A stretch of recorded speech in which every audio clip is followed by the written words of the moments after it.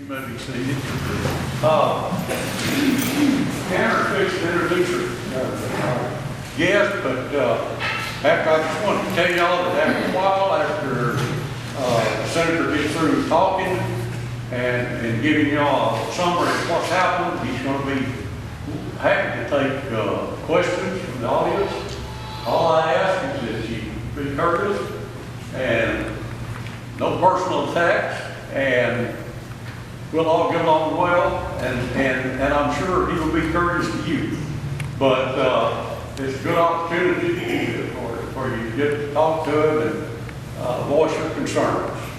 And anyhow, having said that, young little Mr. Tanner Crump, I've known since he was about this tall. It seems like he ought to be getting pretty here. Anyhow, Tanner's going to introduce. Thanks, Don. I have the great honor to introduce a true champion of liberty. He's a man that deserves a reputation of being open-minded and willing to discuss, but absolutely unwavering in holding to his core conservative principles and Judeo-Christian values.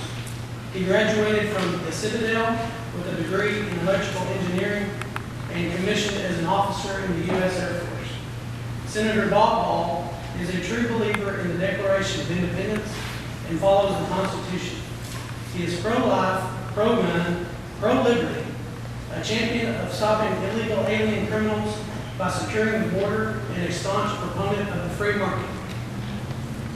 Senator Hall will discuss the state of important legislative activities in Senate District 2 in Texas. He will cover items that are headed to the governor's desk, as well as policies that did not make it to the governor's desk. These topics will range from transportation, implementing meaningful border security, winter storm, securing the electric grid, and other legislative topics. Questions are encouraged, but please wait until the end of his presentation. Please welcome Texas State Senator Bob Hall.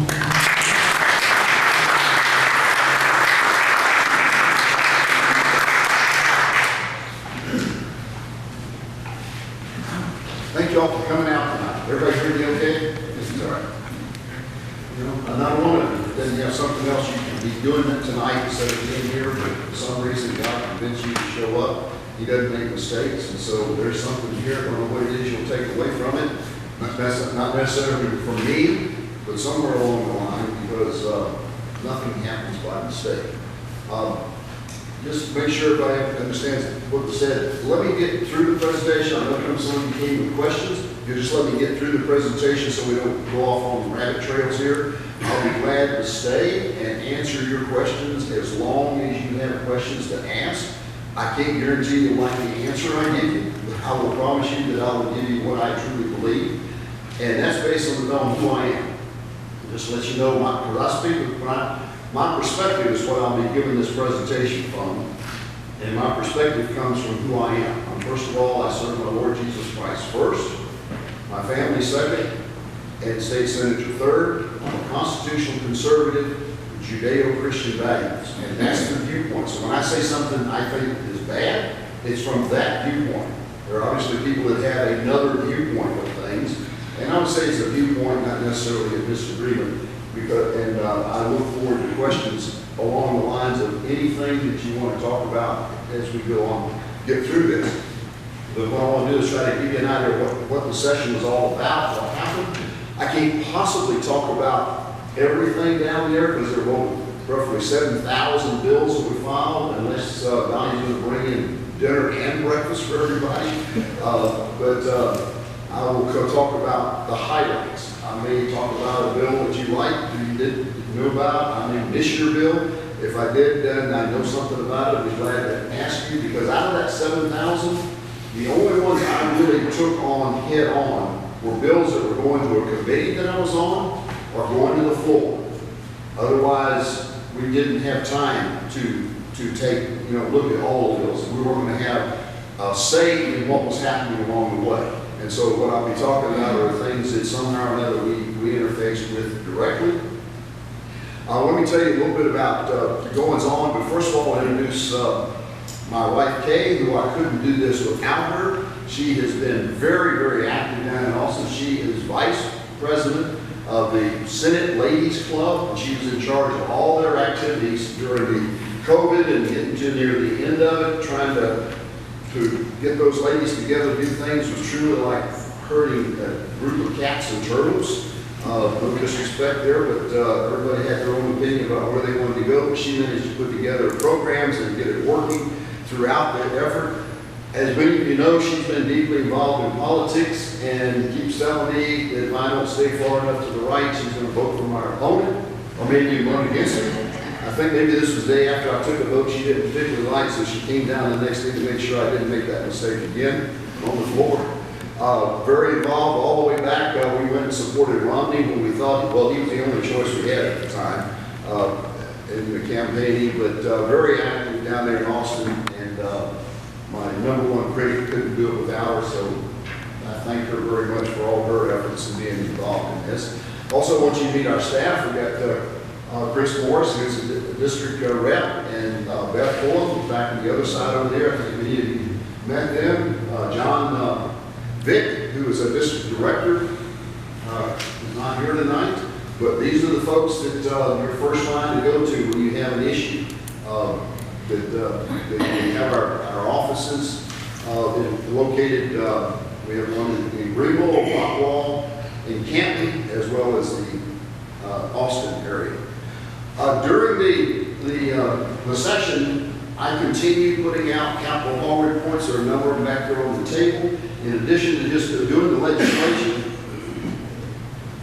try to get people informed on issues. These are not fluff pieces talking about how wonderful things are and so on. These are talking about subjects such as our border, interstate compact for border security. It turned out to be a bill that I managed to get out of the Senate, but didn't make it to the governor's desk. What we could be doing to actually take action here in Texas. We met one that I'll spend a little bit of time talking about. It's a really tough subject, but protecting innocent children from mutilation surgeries here in Texas. The Texas electric grid is its resiliency. I've been talking about this since I got to Austin. We learned this past winter that we don't have a very resilient and reliable grid system, and I'll explain it and talk to you about what happened, what we're going to do about it. One of the #1 priorities in last session, in this past session, was fixing our problem with election security. And for those of you who may not believe it, we have a serious problem in Texas, and it is not just outright cheating. It's a whole system that's set up that allows way too many errors in the system, and I'll talk about that a bit more later. And one of the latter ones I wrote when the governor decided to back off on some of the lockdowns in mass and open up the state 25%. I wrote an article that said 25% tyranny is still tyranny. Amen. So I'll tell you my attitude towards some of the things that happened out there. Overall in the session, I'm not going to tell you it was the greatest session ever. I'm going to tell you it was bad. I will tell you that it was not as bad as it could have been, but it wasn't nearly as good as it should have been. And that's speaking from the standpoint of a conservative of what we need to do to actually govern the way government is supposed to govern. That last one I wrote was the fear factor. Fear is not a principle of good policy. I wrote that because we went through a year's worth of policy being made at all levels of government based on fear. Unfounded fear was the driving factor between most of what happens. The way we ran our schools, it's the way we ran our government, the way we're running our businesses. It was all an unsubstantiated, invisible fear, and that is no way to make policy. And I will talk about it as it goes along. Talk about how the session down there began, because I tell you, there were people that showed up, and we're talking about back in January 12th, when we showed up down there, and I wasn't real sure whether we were going to have a session, because we had a significant number of people that they almost showed up at the Capitol wrapped in bubble wrap and triple mask and helmets on. I mean, it was, they were scared to death, and they actually wanted us to do the entire session through the internet. Let everybody stay home and just hold committee hearings with Zoom, and they have everything. That was the push. And so for us to get it moved as far as we did, where we really got it to where mask and testing on the Senate side was what we got to, but we had, the voting didn't change. You had to be in the committee or on the floor in both houses to vote. You couldn't vote remotely. If you weren't there, you couldn't vote. And the public was allowed. There were people that did not even want to open the Capitol up to the public. They would have locked the doors and kicked everybody out. I fought hard against that. I started it back before the session even began when I was on the Sunset Commission meeting, and they were proposing a new set of rules to allow us to conduct Sunset Commission hearings remotely. And everybody was ready to vote for it, and I got up when they started and I said, no way can I vote for this. And they said, what are you talking about? Why not? And I said, I'm back in the district trying to convince our schools for our teachers and students to get back in the classroom where they are all there, and we're going to talk about us doing it remotely? No. I said, I can't do that. And so convinced them not to do it. It carried over, so we didn't do that. We were truly afraid. There were a significant number of Democrats that were threatening to walk out, and very few Republicans would go along with them if we didn't do something. So we had the mask and the testing in there. Matter of fact, there were offices up when I first got there. They'd already gotten these signs, and you can't read that too well. They put up on the office door. Now, we knew that our offices are run by the elected official. Brian runs his office. He says what happens in his office. I run mine. I say what happens in my office. So many of the senators and representatives had this sign up there. And basically what it said was, you can only come here if you have an appointment. You have to wear a mask, and you're going to have to show proof of a negative test given today, and call before coming in. That was what most of them were showing. I talked to my staff and asked how they felt about it. They basically had the same feeling, told me what they thought, which was basically how I felt about it. So what we did, and you'll see that outside our door, you don't see that sign up there. We did put a hand sanitizer, and then I had a handwritten note that I put up there. It really said, everybody's welcome, come on in. And we said, no appointment is needed in this office. No mask are required, no negative test. You don't need to call before coming in, and it's open for business for everyone. That meant everyone in here, whether they were from the district or not. They were texting, they wanted to come in there and talk to us. Our office was open to them, and that's the way we are across the board in all of our offices. We are there to serve. So if you have a question, come, write, call, whatever it is. And I think Beth and Chris, what I tell you that I've said many a time, the worst thing for me to hear from somebody when I talk to them is for them to say, you know, I called your office or I wrote your office and nobody ever called me back. And so that may happen once in a while, but it is, I'll tell you, it is not our policy. We work for getting answers. The other thing I want to tell you about was many of you know that early on, I was introduced to a number of doctors, not just in Texas, but from California to Georgia, that understood what we were up against with the COVID. They recognized what it was all about, and they recognized that the biggest mistake being made was we were not allowing people to be treated either prophylactically to prevent it or early treatment. We were just waiting until people got sick enough to be in the hospital and be put on a ventilator and wait for them to die, with basically no medical treatment being given for a long time. And these doctors knew it. They were treating patients, and I put together several videos interviewing the doctors, including Dr. Peter McCullough, who has now been all over Fox News for the last couple of months, talking about the effectiveness of over-the-counter drugs, existing drugs, and had we implemented a policy of using the therapeutics that these doctors are talking about, I will say unequivocally, 90% of the people in Texas, or in this country that died of COVID, would not have died. 90% of them would have lived, because we have the data from the countries that allowed the use of things like hydroxychloroquine, zinc, ivermectin, and some of the others. That's the death rates that they had. We could have had this here, and it was totally irresponsible. So when the session started, There's a tradition with the senators down there that we send each other a little welcome back to the Senate gift. I get things like, from their districts generally. Senator Lucio is down in the valley, sends me a bag of grapefruit that's grown down in the valley. Senator Zach Reed will send me a cute little coffee cup with, it's got like a saying on it and a couple of pencils or something, a flag in or something like that.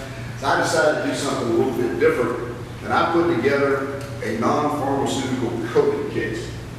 And that went with Cherry Town Pharmacy, got a bottle of quercetin, zinc, vitamin C, and D3, and distributed that to all the senators and a few other members. And the thing that was interesting was the number of them that called me and thanked me and says, "Wow, I appreciate that, but you know, I've already taken that, I already do that myself." So there were a number that they wouldn't tell anybody about it. There were some people just not very upfront about what they do. But that was kind of the way I kicked it off so people understood where I was coming from in that. I'll tell you a little bit about how my staff and I now evaluate bills and how I've done it ever since I got there. The first week I was there in office, I had a whiteboard, and this is the whiteboard. I've kept it since then. That says this is how we're going to evaluate a bill. And you won't see on there anybody's name, and you won't see any reference to Republican or to Democrat or to Independent. It's all about the way the attorneys describe it, the four corners of the bill. What's written on the paper is how we evaluate it. And so what we ask in this series of questions to get us started, whether we're even going to support a bill or not, before we get into how well it does the job it's intended to do. The first question we ask, is this constitutional? If it's not constitutional, it has no business even being talked about. The second is, does it support a core function of government? We ask that question because today we have a government that does a whole lot of stuff that government has no business doing. And that's why your taxes are as high as they are, because government does more than what it should be doing to protect your individual liberties. That's the purpose of government, is to protect liberties, not to provide free stuff. Then does it increase personal liberty, free enterprise, personal responsibility, or property rights? And will it decrease spending, taxes, fees, governments, regulations, overreach, etc.? And the last thing to get through all that, is this the right thing for moral people to even be doing? And so that's how we go about, and that's the viewpoint when I talk about whether something's good or whether something's bad. That is my viewpoint of how we look at the bills that we support and don't. I'll give you an idea about the session itself. Many of you know that in Texas, we're a little bit different. We only meet every 2 years for 140 days. Now, Will Rogers once said that no man's life, liberty, or property is safe when the legislature's in session. And he's absolutely right. So I suggested that maybe what we need to do is meet every 140 years for 2 days. But this past session, there was about 300 to 400 bills fewer. Actually got to the governor's desk. There were about 7,000 filed. About 1,181 got to the governor's desk. And the makeup down there, everybody understand, this is a Republican-run state. All of our statewide offices are occupied by people who claim to be Republicans. In the House, we've got a majority, 83 to 67 of Republicans, for a total of 150. So there's a reasonable margin there. It takes 76 votes to get something passed in the House. In the Senate, we have 18 Republicans and people who identify as Republicans and 13 Democrats. So we have zero margin, exactly the number that is needed, because it takes 18 votes to bring a bill to the floor, and then after the debate is over, it takes 16 to pass it. So we've got a margin of 2 to pass it. We can't even get it to the floor to talk about it unless you get 18 votes. And so the overwhelming majority of the bills down there have bipartisan support, but when you get down to the dividing issues, it takes all of the Republicans in agreement to get it to the floor. And that's why some of the good bills we had didn't quite make it, because in the House and the Senate, people are elected based on the district that they come from. And people run because they see there is a majority of Republicans in the district They have to run as Republican. They don't get elected. It's not because they share the same principles, because they will run as a Republican, yet in their chest beats the heart of a liberal Democrat. And when they get to Austin, that's how they will vote. And unfortunately, the people back home, where they come from, don't pay any attention to what they do. They come back home and campaign as a conservative, yet they'll go to Austin and vote as a liberal, but nobody pays any attention to it. So if you ever get upset and wonder why government is not doing what you think it should be doing, that's the reason. Because there are people that go down to Austin and don't do what they said they were going to do. They go down there and they will change. They will change as their district changes, moves to the left. And I have said before, I will not change. I will stay who I am, where I am. If this district should happen to move to the left, they can move over and pick somebody else to go down and do it, because I will not change my voting, my approach, my principles and values just to get reelected. That's not what defines me. But anyway, that's where we are with that. The committees that I serve on down there for you, first I was assigned to put on a special select committee for constitutional issues. This was the committee that got constitutional carry bill to the floor. It was set up right near the end of the session. We were running out of time, and we had to move pretty fast on it. It was a fun committee. It was interesting. A lot of really good information came out with regards to busting the myths about constitutional carry, and I'll talk about that more in a little bit as I get to it. I was also in education. I've been on education now a number of sessions. It's one of the most rewarding committees down there, because there is nothing more important, bigger responsibility that we adults have than the education of our children. And what we're able to do this session, education, and I'll get to this more later, education is the only area that did not have its budget cut this session. We managed to defend HB3 from last session and add money for new programs to try to make up for what we lost during the year in education for our kids. I also serve on Health and Human Services. Our chairwoman there is Senator Lois Colcourse from Brennan. She has been there for quite a while, and this is her bag in that area, and she got me on the committee with her when she saw the work I was doing in trying to bring truth and honesty to the COVID issue. She's been down there for a while. Matter of fact, I met her this time, her oldest son, who is going off to college this year, and she pointed out that she was pregnant with him when she first came to the legislature. So she's been there for a while. Local government, new committee for me. I've not been on this one before. And this is a committee that basically hears bills that only affect a single county or a group of counties or a city on things like MUDs, municipal utility districts, and things like that. State affairs, probably one of the most active of the committees, probably hears as many bills as all the rest of the committees put together, chaired by Brian Hughes from Senate District 1, just to the east of us here. We heard all the gun bills, the elections bills, and many things to do with major changes in the law. Also, am truly honored to serve on Veterans Affairs and Border Security, where I'm vice chair of it. And I'll talk about a couple of things we did in there, and really proud of what we're able to do in taking care of our veterans here in Texas. We do more for veterans in Texas than most any other state does. And rightfully so, because these are the men and women that if it wasn't for them, if it wasn't for our veterans, we wouldn't even be here today doing what we're doing. And it's because of our veterans, the service and sacrifice that they made, that we're able to be here. So it's a real honor to be on that committee. And the last is the Sunset Commission. This is the group that takes a look at state agencies. Each session we review about 30 to 35 state agencies. Each agency has to be reviewed every 12 years to determine whether they're doing what they were supposed to be doing when they were first started, or the previous 12 years, whether they need to change the direction, do something different, or get rid of them altogether. Now that last one just doesn't happen. We have gotten rid of a few little things, but not very much, because there is nothing closer to perpetual life than a state agency once it's put in place. It's going to be there forever. But I had the honor to serve on that, and I'll talk about some of the bills I handled as we went through it. This session did something a little bit different. Knowing that we were going to have a hard time with a slow start, instead of everybody tried, some of us got together and said, why should we want to do something about border security or elections or whatever it was.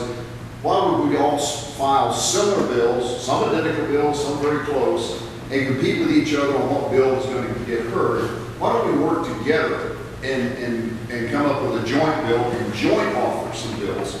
And that way we get a better chance of getting some of these through. And so we did that. And I sponsored or was an author or joint author on 119 bills. Of that 119, we managed to get over half of them, 63, through one or the other of the chambers. And over half of those actually got to the governor's desk. And so it worked out really well to focus our effort and work together on these bills. And I will talk about those as we go through here.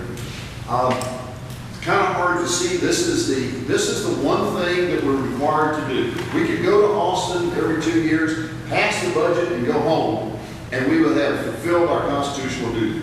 This is the one thing we have to do. And historically, every year our budget has gotten bigger and bigger and bigger. Last biennium, in the previous session, it was $262 billion. That's $1 billion. If Texas was a nation, we would be the 9th largest economy in the world. Larger than Australia, Canada, or Russia. And so it's a big place.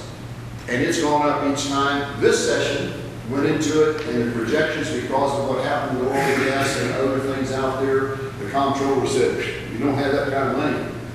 Our budget this session was $248 billion.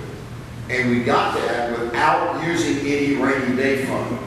Really, I was very pleased that we didn't get dipped into the rainy day fund, and we managed to fully fund education. It didn't have to suffer any, which happened in the previous time that we had a budget shortfall. Now let me talk a little bit about snow. Everybody experienced the winter storm. Caught a lot of people by surprise, a whole lot of people, because Texas's energy problem is generally a summer problem, not a winter problem. And a lot of people said it was because of that wind and solar. They failed, and that's what caused it. That's not true. Yes, they failed, but we knew they would fail because wind and solar are not reliable energy sources. Sun only shines half the time, so solar is only good 50% of the time at best, and when it gets loaded up with snow, it's just like nighttime. And when the wind doesn't blow, the generators don't work. While the equipment itself was not the cause of it, what really was the cause was a policy behind wind and solar, the policy behind green energy. Because it's that policy that has led to us losing dozens and dozens of our coal-fired plants all over the state. So our capacity to generate electricity has dropped significantly. And it's the policy behind wind and solar that prohibits our gas-fired power plants from operating at full capacity for environmental reasons. And it's the policy behind wind and solar that put $19 billion into solar wind energy when that money could have better been spent in shoring up our thermal units so that they were more reliable and they would operate. And so that's what led to us having the very low margin we've had. And I'm more concerned about this summer coming than the winter, because for the last 2 summers we've been within 7% capacity.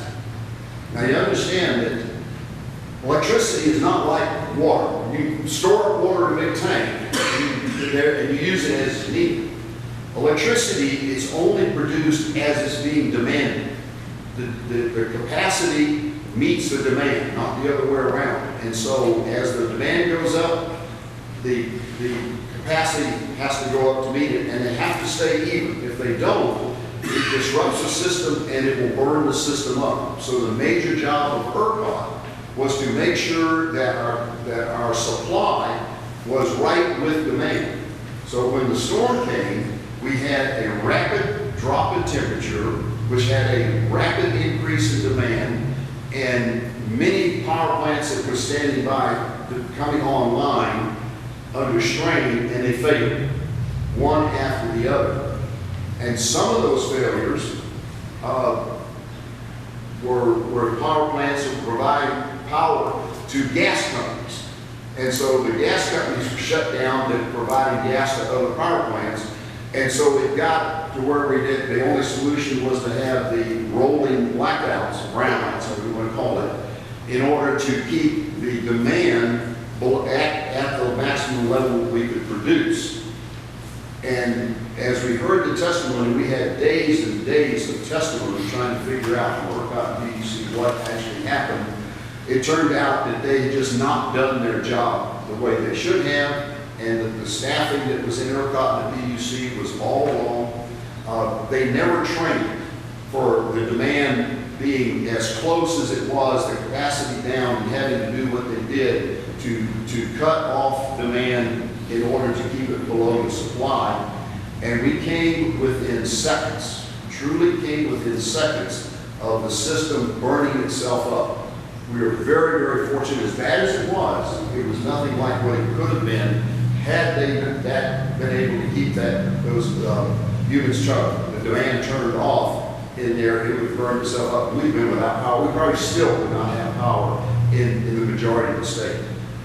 It came about for a lot of different reasons, but the main question, if you're looking for who to point the finger at, the real culprit, it's the Texas legislature. The Texas legislature failed to do what it should have done 10 years ago when it knew about the weather problem, and it allowed the lobby to convince them not to do anything. The power company lobby in Texas is extremely powerful, just like it is across the United States. It is the reason we have not been able to do anything to protect our grid from the natural and man-made threats of the electromagnetic pulse threat and the GMD or the sun problem is because of the power companies. We had ERCOT that was, the board of directors were all members from the power industry. They were serving the power industry, and when we got into the situation with the escalating pricing, and some of you may be familiar with that, but they're allowed to raise the price where the price for delivering a kilowatt of power normally about $25 an hour. It's on a scale as it moves out, goes up and up, and goes up to as much as $9,000 an hour. $25 to $9,000 an hour.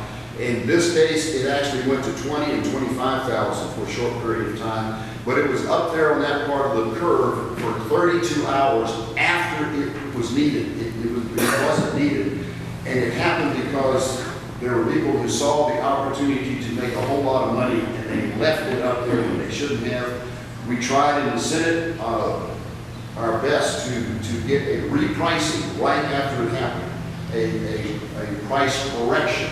Not a repricing, so it was a price correction. It would be just like you going into a store and they charge you $10 for a $1 item, and you're walking out and you look at your ticket and say, wait a minute, this thing only costs $1, they charge me 10. You'd go back in and they would correct their pricing error. That's what we were trying to do. Couldn't get the House or the governor to agree to it. They didn't want to touch it. And so as a result, everybody's going to probably see a little more expensive electric bill for the next 20 years as they spread that cost out. We did make some changes though that not as much as what we should. Hopefully we will do, but that was pretty covered what happened there and who to blame. We did restructure ERCOT, so we took off all of it. First of all, we required that they actually live in the state of Texas to be on the board of directors, and they're going to be business executives, not from the power companies.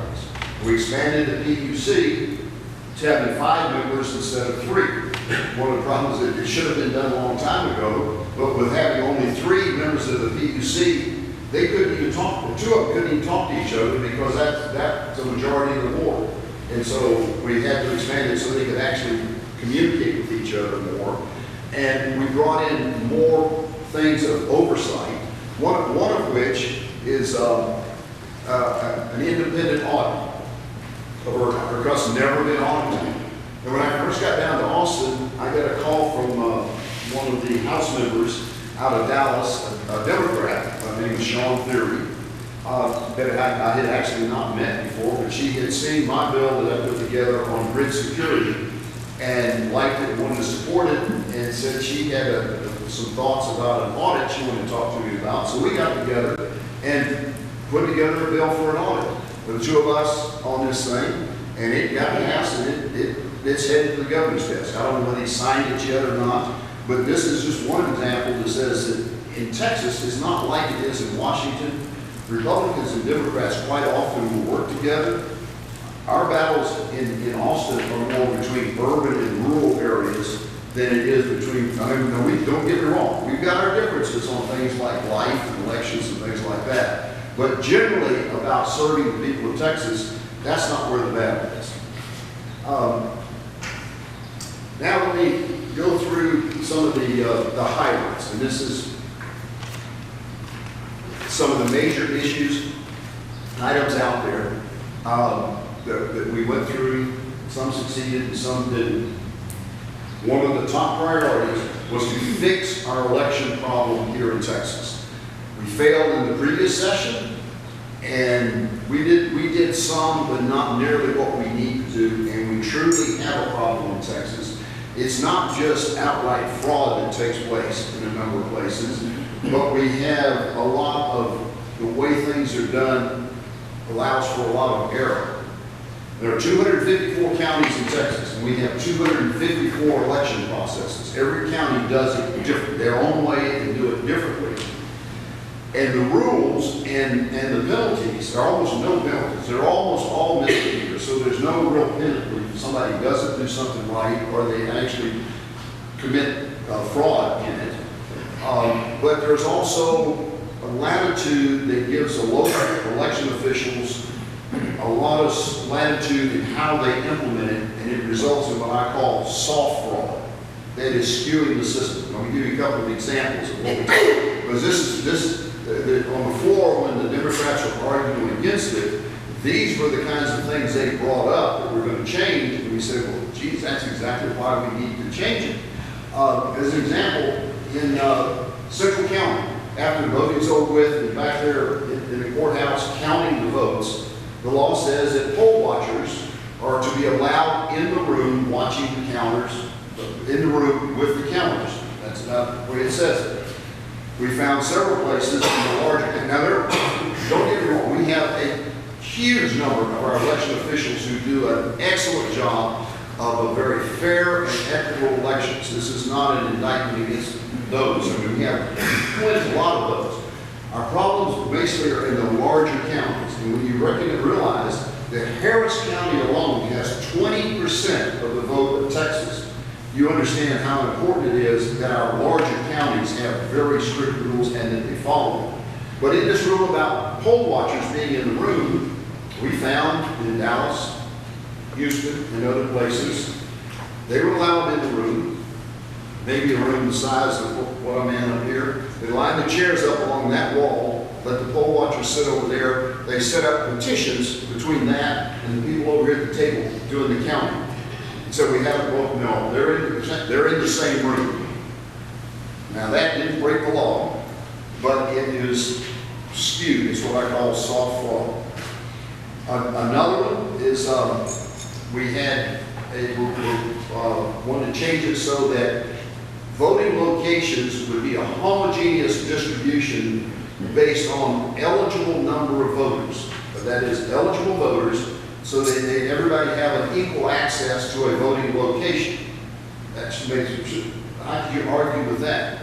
Well, the argument that came, and this is where they switched over with the argument when they couldn't, the facts didn't support them, they then argued it was a racist thing we were doing because the districts that had minorities, and what they meant were Democrats, but they were minorities, they would lose 40% of their voting machines would have to be moved to other places. I said, well, that means they had way too many voting machines there to begin with. Now again, that's not breaking the law, but it's an inequitable way of allowing people access to vote. And then the third one was when we wanted to put it into a thing that was tried in Harris County called drive-through voting. They set up locations. Now, the law specifically says a polling place has to be in a building. They set up 10 locations where you can just drive up and vote, drive up and vote, drive up and vote. 9 of them were in Democrat districts. 1 was in a Republican district. That happened throughout most of early voting. At the end of early voting, the Attorney General, Ken Paxton, put out an opinion that says that drive-through votings are not legal in Texas, and any votes cast in those most likely will not be counted. And so, before Election Day came around in that period in there, they shut down 9 of them. They shut down the 9 that were in the Democrat districts and left the 1 open in the Republican district. The idea is that there would be votes cast in the Republican district that would be thrown out if that was true, but not in the Democrat. So those were some of the kinds of things, and all of those were the kinds of things they called were racist that we were trying to do. The other was, the other one that got that same label was to say that on Sunday, polls could open till 1 o'clock. They wanted them open at 10 o'clock, and I never quite figured out how they considered that to be a racist thing, but that's the way they tagged it. The bottom line is we got very few things changed in election integrity. The major bill, SB 7, died right at the end. It's the bill that Democrats got up and walked out. If they just stayed there and voted on it, could have passed it. They knew the votes were there to pass it. The only way they could stop it was to break quorum, and so they walked out. They left. And that's maybe what you read about in the paper. The next was electric grid security. I talked about that a little bit. To add to it, I had the bill to protect our grid from the threats of man-made and natural EMP and GMD threats. Got it out of the Senate again, but it did die in the House. Had no support in the House or from the governor's office for it. Vaccines and health freedom. Managed to get 1 bill passed, 698, the lowest vote, of course, that prohibits vaccine passports in Texas. Businesses cannot require you to show your papers when you go into their business and prove that you've been vaccinated. I had a bill that would have prevented businesses from requiring people that work in a place or did business with them from being vaccinated in order to work there. It didn't make it out either. And hopefully we'll go back with those in the next session as more and more information becomes available of how seriously dangerous these vaccines are. For those of you who don't know it, we have had 4 months that vaccines have been out there. We have had more people die of the COVID vaccine death than for the last 20 years of all the other vaccines put together. And what they're now discovering is the long-term impacts, particularly for females in childbearing age of what they're going to have and problems coming up are going to be very serious. And so it is a choice. Some people, this is not an anti-vax issue. This is something aimed at an experimental vaccine. There is not one vaccine out there that has FDA approval. All 3 that are here in the United States are experimental. And if it wasn't for the fact that we're in a declared disaster, 2 of them couldn't even be called a vaccine because they are not vaccines. They are already made, they're a messenger, they're experimental, they've never been done before, and they're using the American people as guinea pigs with this. And so the big concern with that, and thirdly, it is a legitimate vaccine, is showing to be very ineffective. So hopefully we'll come back and do something about that. Religious freedom, that was a big concern with the lockdowns that we had, was we had people who could not go to church but left the liquor stores open. I think that may have left a lot of people very upset. It should have. We managed to get a bill passed. It was a fight to do it. I teamed up with Representative Matt Shaheen from over in Collin County, and we managed to get it out of both houses. We've gone to conference on it with the little change that was made, and found the governor's office was working to try to remove the word essential.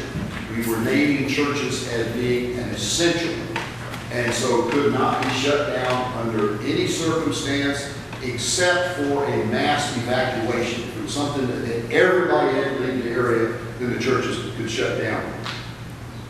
I mean, you heard the word essential for the last 14 months. It's probably one of those frequently used words when talking about businesses, whether you were essential or non-essential. They wanted to take it out, and I insisted that we not take it out. It came down to, I said, well, if you're going to insist it comes out, then I'm just going to kill a bill, and we won't have one. So you can't hang a bill out there and say you've got a bill in name only. It doesn't do anything. And so they said, would you really do that? I said, you bet I would. And so they backed off, and we kept it in there. So we did get a bill that does now have our religious services that are fully protected.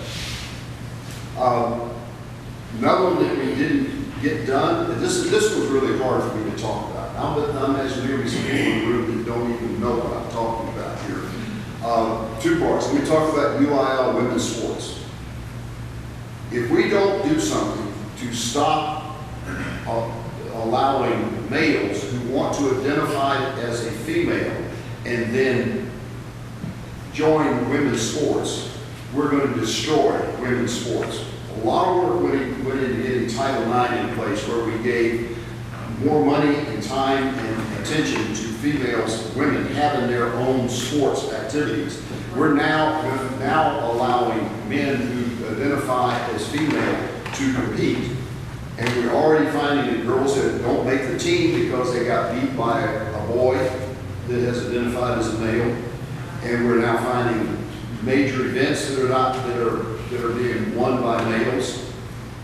It's just, it makes no sense at all to do this. Matter of fact, there's just no comparison when it comes down to sports of trying to have, that's why we have them separated. Now, it doesn't permit, nobody's trying to permit a girl that wants to go play football or basketball, the boys, it would not stop that. But to protect women in their sports, it only makes sense. And then we got the female that has the world's record for the mile. She has a record in almost every country in the world, had it for several years, and she is lightning fast. Her record is bested by over 300 high school boys here in the U.S. So we don't fix that part of it, we're going to lose women's sports. The other is the ban on child mutilation.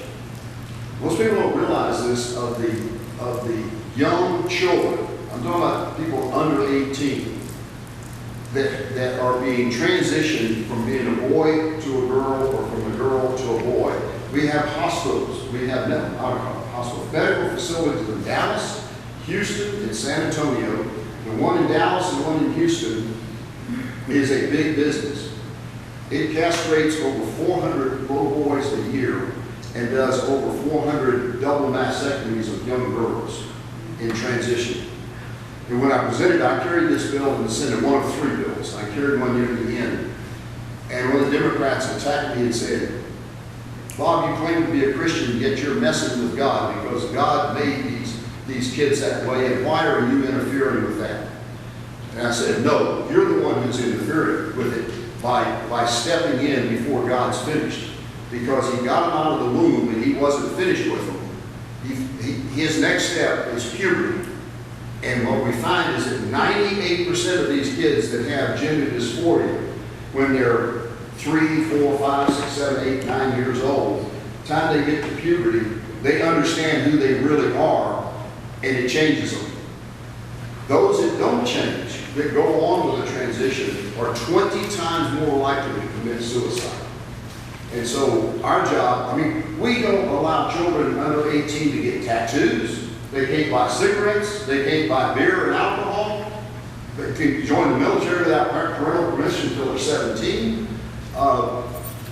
Yet we're going to let them have their body parts permanently removed or given drugs that permanently destroy them. No, we've got to stop that. And it didn't make it, and I think it's one that needs to be a priority when we go back in. And I hate to even talk about it, but it is something that I think where we have a responsibility to protect people. Amen. Second Amendment protection. We got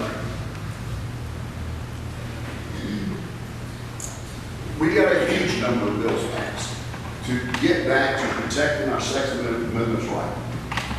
Many people don't realize that we went for many years that Texas was the only state in the West in which you couldn't even carry a gun in public.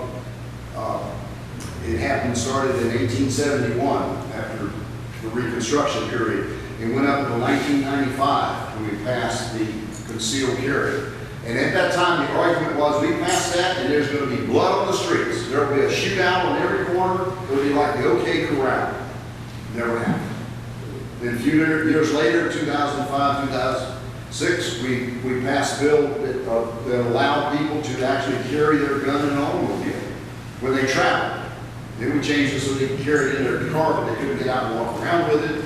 And then back in 2015, my first session down there, we came past campus carry and open carry. And the arguments were the same then. We do that, and there's dormitories. There will be a gunfight every night in the auditoriums. There are going to be gunfights in the stadiums at the football games and so on. It never happened. And so the argument when we came up with constitutional carry this time were exactly the same. Except we find it's interesting to find that law enforcement, which originally had been against it, but as they were building their case, they discovered that those states that had constitutional carry actually had their crimes go down.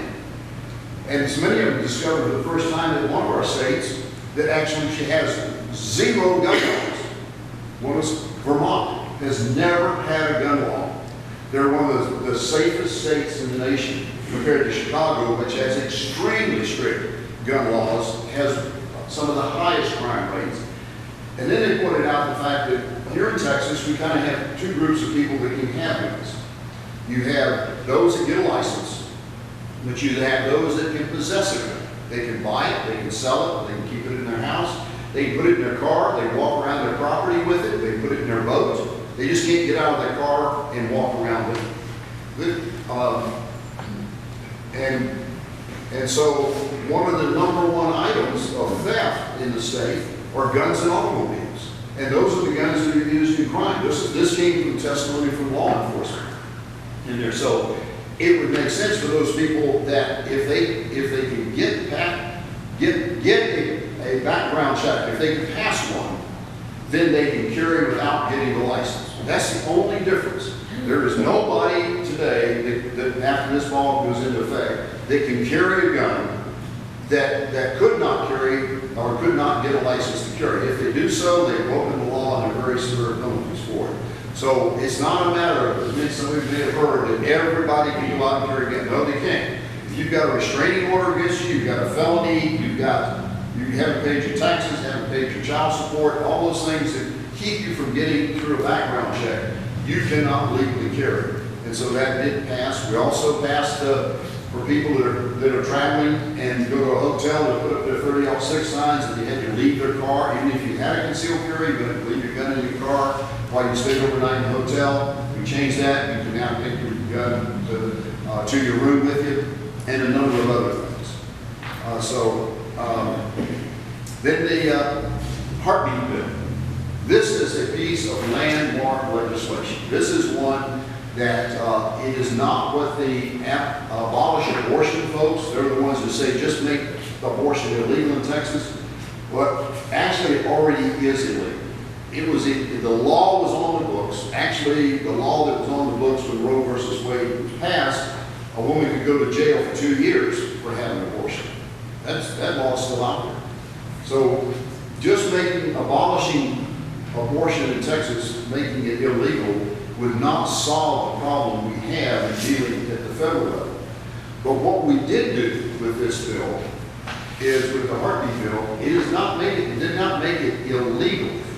What we did was create a cause of action for a lawsuit and gave standing to every citizen, so that a doctor that performs an abortion can be sued by anyone, which means he won't be able to get insurance, and the financial threat that's faced there will help put an end to it. So it will probably be a model followed by other states, because it circumvents the Roe versus Wade, because it's not a statute in Texas that prevents the abortion.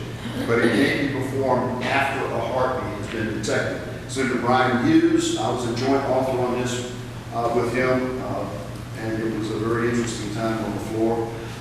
Education, I mentioned it earlier, big effort put into defending HB3 funding of all the programs we put in place to try to improve outcomes.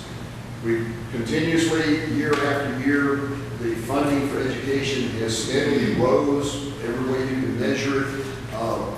Per student, whatever it is, has gone up except for 1 year, about 6 or 8 years ago, maybe 10 now, when we had a little shortfall in budget, it dipped, but outcomes have remained fairly flat. And so we made some changes to try to improve that and recognize that these kids are lost. Some of them lost a year with the COVID. It caught a lot of people by surprise, going to remote learning. A lot of schools were not prepared for it and discovered that the remote learning where the teacher is trying to teach kids that, a few in the classroom and that being videoed and watched by the others at home was just not very successful, and there are better ways to do it. So we worked on coming up with the best practices to have actual remote learning used where it makes sense. And we also made sure that we're getting broadband in all of our rural Texas and the cities that don't have it, so that when we do have this event again, or next time we have it, we're better prepared for it and put programs into place that will help these students catch up quicker. TEA came in and estimated it's going to take about 5 to 6 years to recover from what was lost. I question what about our juniors and seniors? They don't have 5 or 6 years. He said, well, they're just going to suffer out of it. So protecting the funding though was a major effort. Some of the other things that did pass, a ban on defunding the police. I don't think that was an issue up here,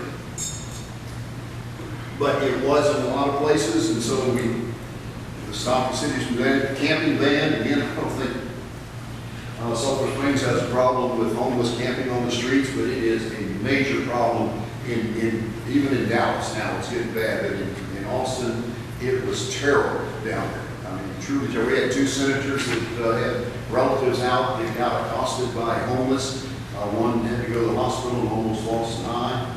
Kay got almost accosted out walking. Thank goodness the motorist stopped and got out of his car and kind of helped her get away from it. But it's bad down there. I didn't have anything to do with this, with alcohol to go. It was put in with the governor's order that you can pick up your curbside pickup and get your margaritas there, and you can now buy beer, or well after September, buy beer after 10 o'clock on Sunday. And rural broadband, as I mentioned it earlier, it made major steps to getting broadband throughout the entire state. Now, there were some of us that said, okay, if we're going to put state money into providing internet broadband, let's make access to porn an opt-in feature instead of an opt-out. And Lord, didn't lead the fight. I still don't understand the fight against that. But we didn't win it completely, but we did get a major piece put in there that may put a stop to it. I just didn't see state money on it. The ban on vaccine passports, that's a major step that I mentioned earlier, the businesses. And I think we got a lawsuit going now against Houston Medical that has fired 100 and something employees for not getting the vaccine. They're being sued. It'll be interesting to see how that comes out. I certainly hope they win it hands down. That's an invasion of our individual rights. To require someone to take an experimental medical procedure is beyond the pale. Back in the 40s, after World War II, we put doctors on a trial in Nuremberg, convicted them and executed them for performing experimental medical activities on people. Some bills that passed that are a little bit weak. Critical race theory. I would have thought that we would be able to get this passed with a really strong bill. It's better than nothing, but it's not quite what we need. Some of the stuff that's being taught in the schools, the materials that people brought us, the parents, and said this is what they're teaching in our schools, is probably some of the most reprehensible material.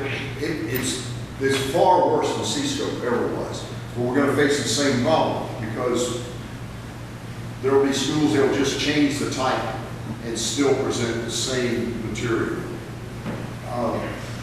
Constitutional carry, it has a few little tweaks that needs to make it better, and of course the vaccine freedom that we got with the passports needs a whole lot more. Now there were some bills that were bad, really bad bills that we managed to kill. We've been working on this for a number of times. This will make some people happy, make some people very mad. But the 313 tax abatement program, which causes you to pay more in property taxes because of abatements that are given to businesses that come into the area rather than paying them their fair share of the tax. Schools end up getting that money around the rest of the money, and you end up paying more in taxes for it. And it's a program it's been used to give tax abatements to solar and wind farms that are going in, and so that's going to go away. The one thing we can do here in Texas to fight against the solar and wind farms is that tax abatement. So that will no longer exist after September. There was one that somebody was trying to get in, was going to require the Republican Party, just the Republican, not the Democrats, just the Republican chair and vice chair to run in the Republican primaries. That got killed. And House Bill 3, which was a bill that was supposed to be to rein in the governor's executive powers. When I first read it, I thought it was a joke because it actually expanded the governor's powers and codified all of what he did over the last year during the lockdowns and so on. Its version managed to be killed, thank goodness. There was a big push to bring gambling throughout Texas with casinos. That didn't happen. And legalizing marijuana. Another big push to do that. It didn't happen. We did pass a bill very narrow in scope for medical marijuana. And after hearing and talking to a number of people, particularly kids and children with epilepsy and veterans, that this is something that they're one way of getting relief in the narrow band in which we did it. I was supportive of it. I had not been before, but in light of the fact that we have drugs out there, opioids, and the drugs that they give people for cholesterol that destroys their kidneys and their liver and sometimes their lungs and hearts, and other medicines out there that actually kill people, I felt, it's worth it to be able to help our veterans out and these young kids with their alternatives were so horrific. The things that failed to pass, and I'm going to run through this real quickly, that the governor has said is going to be on a special session is election security and bail reform. There's very little done in bail reform, and there's a wide range of opinions on what we need to do in changing the way we do bail. It's one thing we have to do is we've got to have this so we stop letting violent criminals back out of jail real quick so they go back out and commit another violent crime. And that's what I hope to get into it. The other thing that these are now the things I would hope the government would put on the call that we can get to, and that's the 10-day end of life rule. Most of you may not need to know this, but you go to the hospital today and you're put on a respirator, you and your family have no say in when the hospital turns that respirator off. They all do is have to give you a 10-day notice that they're going to turn it off, and it's up to you to go find some place to move the person, or they turn it off. And we need to end that. We have a little help from the courts right now because 2 years ago, some of you read about baby Tinsley, a little 9-year-old baby that was in the hospital. The hospital wanted to turn. They said her life is not worth living, and so they wanted to turn it off. The court stepped in and stopped it. Says no, you can't do that. And so, just last month, I think it was, baby Tinsley just had her second birthday, but the hospitals would have killed her there. So, ban on taxpayer-funded lobbying. Most people have it badly understood. This was the attempt to stop your tax dollars being given to lobbyists to lobby against things that we're trying to do to protect you or make life better and easier for you. They use that money down there to lobby against the bill that where we put an end to state income tax in Texas. They lobbied against annexation bills, protect you and your property, and things of that nature. It had nothing to do with elected officials being able to meet with, travel to, get expenses reimbursed for meeting, going to Austin, or interfacing at all. It was just stop using that money to work against things we were trying to do for you. Not much done at all in property tax reform. We've got to change the way we tax property in Texas, and we didn't accomplish anything on rolling back the governor's executive powers. That needs to be addressed. We did nothing to protect monuments in Texas. We still have the same problem there coming out of the sessions we did going in. And of course, the effort, as I just got through talking about, of protecting children against gender modification. And the Interstate Compact for Border Security, got it out of the Senate, but it didn't get out of the House. And I think it's the tool the governor needs to be able to join with other states and actually be able to enforce border law. Those who have said, wonder why we don't do more. Right now, legally, we cannot. Border crossing, immigration is a federal issue. It is not a state issue. And so a state law enforcement officer that encounters an illegal alien, unless they encounter them committing a crime, they can arrest them then. But if they just get them having entered this country, state illegally, they either have to turn them over to ICE or turn them loose. If they were to try to take them back across the border, they could be arrested for kidnapping. And so we have to change that. We build the Interstate Compact, and we have to protect women's sports protection. I think this is something that just absolutely has to be done. One thing is I did near the end to wrap this up. I want to tell you about one of the real honors I had in that, and that was to chair the hearing in which we picked a Texas Medal of Honor winner. You may not know this, but in Texas, we every year pick two veterans, one that served before 1956 and one that served after 1956, and award them based on an evaluation of what they did, their valor, and give them the Medal of Honor. So we had 6 candidates, we could only pick 2. I tell you, I could have easily given a Medal of Honor to every one of them. There were page after page of what they did that's so far above and beyond just serving that it would blow your mind. You make a movie out of every one of these guys in there. But the 2 we ended up picking was Marcelino Serrano, an Army private, and William Flores, a Coast Guard seaman.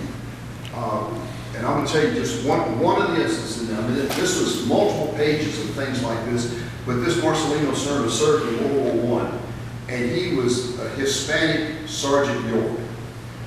One of the things he did as a private, first of all, after he had enlisted, they discovered he couldn't speak English, and so they offered him the opportunity to get back out. He didn't have to stay in. He turned it down and said no, he was going to stay in. One of the things he did was he captured a machine gun emplacement and 24 Germans and took them back to camp. And when he got back to that camp, his sergeant said, kill them. Just kill them all, get them out of the way. And he refused to do it. And then he went on to do a number of other things. But he was passed over and had, when he came back, for a Medal of Honor because he could not speak English. And so I thought it was very fitting that it was tough. The others he was up against, but his record earned it for him.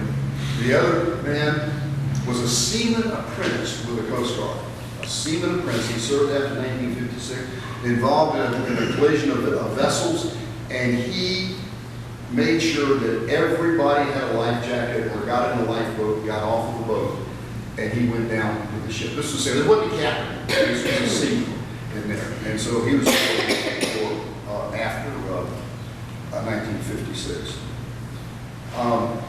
We are going to have a redistricting special session. The federal government has not given us the data. We should have done it while we're in session. They've been withholding the data. Not really sure why, what they're doing with it, but we expect to get it by sometime in October. And we can get it by the 31st of October and get the redistricting maps completed by the 22nd of November, we will be able to hold primaries in March like they're currently scheduled. If we can't do it by November, then it will slide a day for a day until we can get it done. Now, we'll wrap this up. I want to introduce you to, I call him my newest friend. It's a lobbyist. He's a citizen lobbyist. This is a young man, he's 19 years old. He's a special ed child, or was a special ed child. But he was so special ed that he had to have homeschooling with support from the school when he had somebody, he couldn't even go to school. That would turn in his work for him. In his senior year, the person who was supposed to be doing that failed to turn in the work, and he was surprised when he got failing grades. This is one of the smartest people I've ever met, sharp as a tack. But they just didn't do it, and the system was set up that he had no recourse to do anything other than just go on with life and take the licks. He ended up going to a community college, but he wanted to get a bill passed so that no other special ed child would suffer the way he did with this. So he was down in that Capitol for the whole session, almost every day, going office to office, talking about this bill to make sure that there was support for it. I would see him there at 7 o'clock in the morning when I got him, and when it came to got it to the floor, he was sitting up in the gallery. He knew it today, and that's his best friend there who was helping him. Because you see, Edgar was born with no arms and no legs. Sharp as a tack. You have a conversation with him, great upbeat personality there. And so when I was laying out the bill for him on the floor, I made the comment that I really wish I had named it the Edgar Pacheco bill because of what he done to help get that passed. And Lieutenant Governor had called over one of the other senators while I was laying out the bill. I just noticed he did it. I didn't know what it was up to. So when I got through, Senator Taylor from down on the coast made a motion that we amend the bill and name it the Edgar Pacheco bill. And so we did. And I got to tell you, this little bill and what it did meant more to me than most anything else I did because of the response of him. And so for those of you out there that have problems with what the legislatures do or what your county commissioners do or your city council or your school board does, and you haven't gone down there to participate and express your opinion and talk about what you think, what your opinion is on what needs to be done to fix the problems, I just ask you, what's your excuse? Look at Ed and what he did. So with that, I'll stop there. I can talk about a bunch of stuff, but you've probably heard of more than you wanted to hear tonight. And I'll be glad to try to answer your questions.